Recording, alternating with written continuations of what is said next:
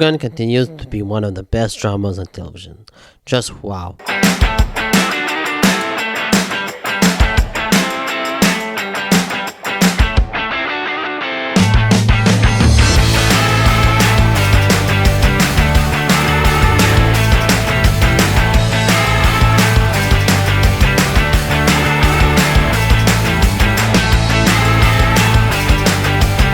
The episode The Eightfold fans completely delivers. Toranaga is barely in this episode, leaving on some important business. Blackthorn has been given a prestigious title and has now a ship and a crew of his own. But of course, this really doesn't mean much because Blackthorn isn't really allowed to use it.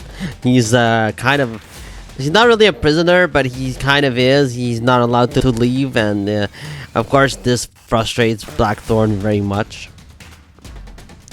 He is also given a home and servants, something Blackthorn doesn't accept at first, but later warms up to it. He learns more about the servant's past, and he later accepts her as a friend.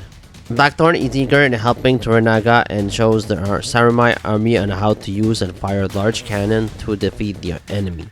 The army sees how effective the cannons can be, and they decide that it's the best way to attack the fortress. While Blackthorn prepares for war, the soldiers under Toranaga prepares a scheme. Yabushish is in cahoots with Omi, and both men like Ishido more than Toranaga. Omi, who is also manipulated by his partner Kiku, wants to conquer Yabushi's land and army for himself. A lot of scheming, a lot of just plotting and political intrigue in this show. It really feels a lot like Game of Thrones, which I appreciate. Game of Thrones the first seasons of the series. I also love the scene in the episode where Blackthorn refuses to give his guns to Omi. The servant takes it in its place. She then points to the gun at Omi and tells him to go fuck himself. I love that scene so much. And it also develops the chemistry between Omi and John. Ishido's soldier, Nebara Josen, arrives to offer Yabushish a chance to give his allegiance. Yabushish demands he stays for a cannon demonstration.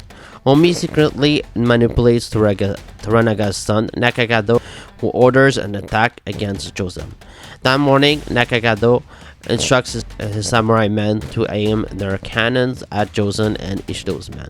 They're blasted apart in the show's goriest kills to date before swift swords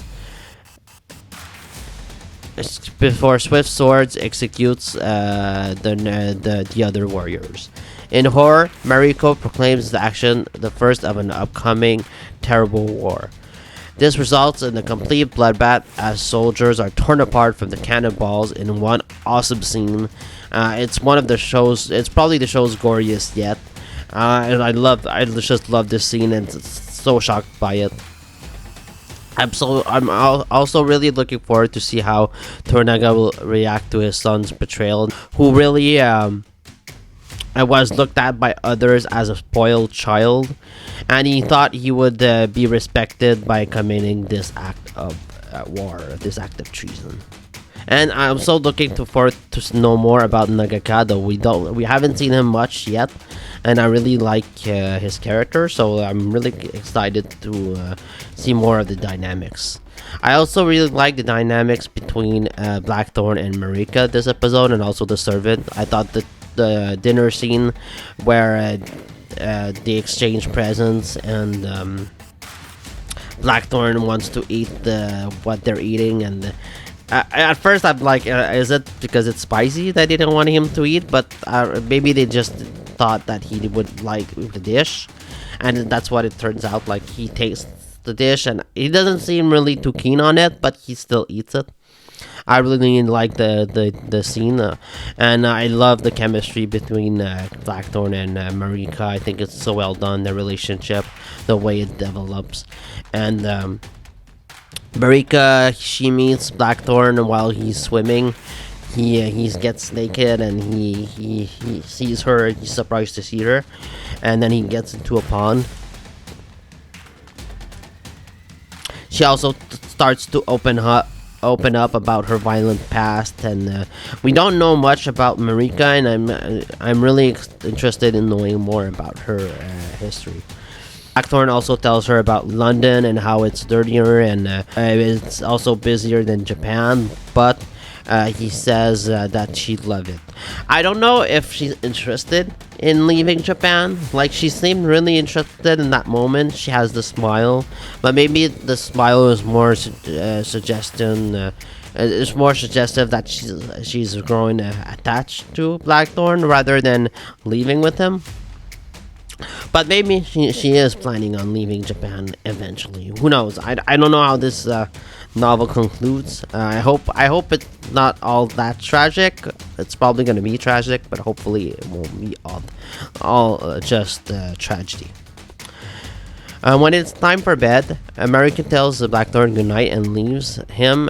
She returns a few moments later, like I really suspected that she would, and the two of they have sex that night. The next morning, they wake up and the Blackthorn is really happy. He's merry, and he of course he's a bit confused why Marika doesn't acknowledge what happened the night before. But I really think that either she's playing coy with him or she doesn't want anybody else to find out about it, which is fair.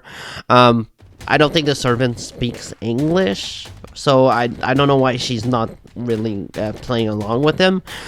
But I guess it's fair that she doesn't want anybody else to know about it. So I really liked this episode. I thought it was a terrific, just a terrific episode overall, and I'm really loving this series. It's probably in my top 3 favorite shows on right now. I think that those include The Last of Us, The Boys, and then Shogun. All 3. I don't know if I have a favorite one out of all of these, but those are my favorite shows on right now. Just terrific TV all around. Amazing shows right now to watch, and I couldn't be happier. I really couldn't be happier with this episode. So let me know what you thought about Shogun episode 4. Eightfold fans down in the comments below. See you next time. Bye.